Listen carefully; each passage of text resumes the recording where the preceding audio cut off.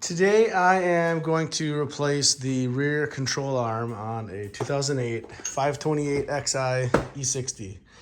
And you might think, well, how do you know it's bad? Well, you get the wheel jacked up, and each is a good time to do this every time you change the oil or have the car jacked up at all. Just shake the tire back and forth, left and right, up and down, and see if there's any movement. In this one, you can see, even with one hand, there's some movement there, and the camera's shaking a little bit, but if there's a jiggle, there's something wrong. So then what you do is you look back behind it and see which knuckle is giving way, and that'll tell you which part needs to be replaced. And now I got the tire off, and you can see all the parts and knuckles back here. And when you jiggle it back and forth, you can see which one has play in it. And in this case, it's this one right here. So it's this control arm. So it's as simple as one nut here, which an open-ended wrench holds there, and then this nut right here. Real simple, 2 bolts.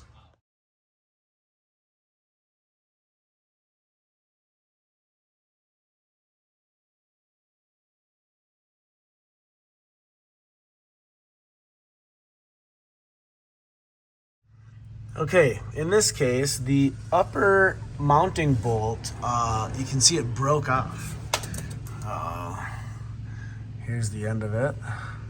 So I am going to cut that side off to get the bolt out, because it just wiggles back and forth. It's not coming off, so I gotta cut that piece off. Almost there.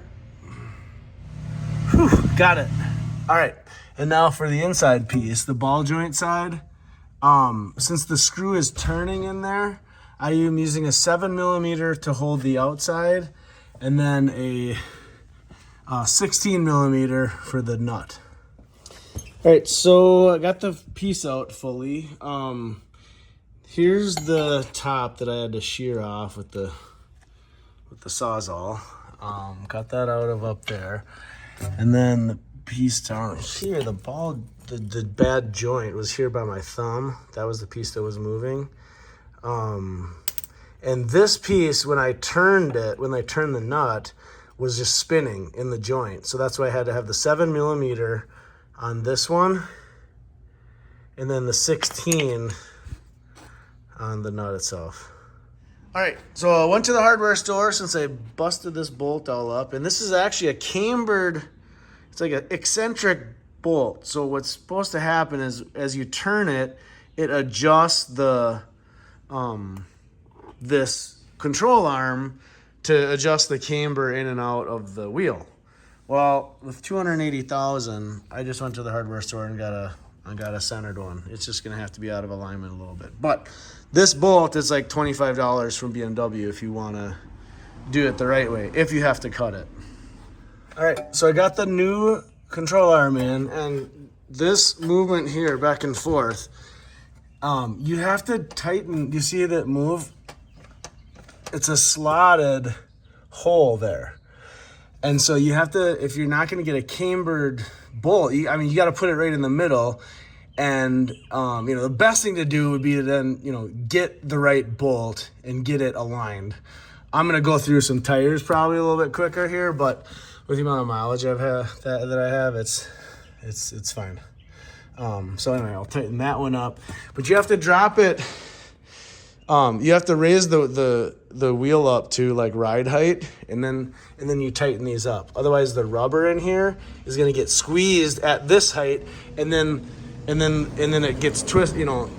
The wheel comes up to where it rides, and it's already, the rubber is going to wear out that way. The bushing. So as you're tightening this, what you're going to want to do, you see how it moves? It moves in that slot. If I move this back and forth this way, you want to hold it in the middle and then tighten it down. So the piece I didn't video was I put a jack stand here under the suspension, and then lowered the main jack so that the wheel kind of went into place.